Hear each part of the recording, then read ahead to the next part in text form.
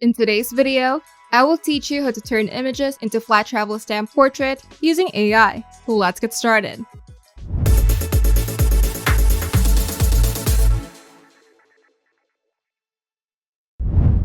Have you ever seen those trendy flat travel stamp style portraits that look like minimalistic travel stickers or postcards? With AI, you don't need design skills or Photoshop to create them. You can do it in just a few clicks using Photo or AI artifacts.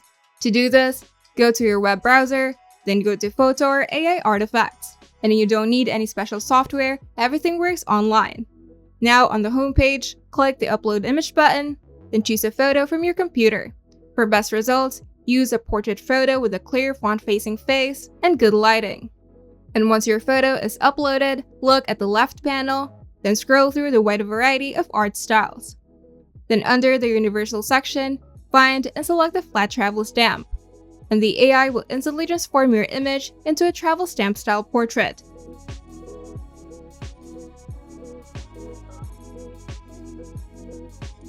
Now at the bottom right, click the Compare button to see the before and after version. And if you're not satisfied, you can click the Regenerate icon on the effect thumbnail to try again. And each regeneration takes about 10 seconds and may give you slightly different results.